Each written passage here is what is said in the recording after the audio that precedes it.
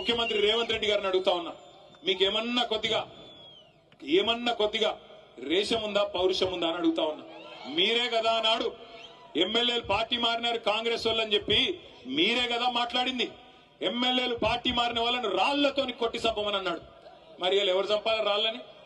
ఎవరిని కొట్టాలా ఈరోజు? మీరే కదా అన్నారు అన్నాడు. ఆ ఇంటి మీద వాళ్ళని కాకి ఈ ఇంటి మీద వాళ్ళద్దన్నారు. మరి 10 మంది కాకుల్ని ఎందుకు తెచ్చుకున్నావు నేను అడుగుతా ఉన్నా.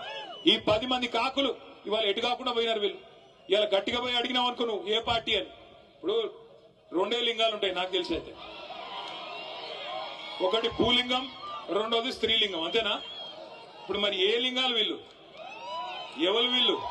ఎటుగాని పరిస్థితిలో ఇరుక్కొని పోయినారు. ఏ పార్టీ చెప్పలేరు, ఎమ్మెల్యేలో కాదో చెప్పలేరు. స్పీకర్ కాడ ఒక మాట, ప్రజల కాడ ఒక మాట, బయటికి వస్తే ఒక మాట, ముఖ్యమంత్రి కాడికి వస్తే కాలు మొక్కేది. గిందుక మిమ్మల్ని గెలిపించింది. తప్పకుండా అందుకే గద్వాల చైతన్యం ఉన్న ప్రాంతం, తప్పకుండా మీ చైతన్యాన్ని చూపెట్టాలి.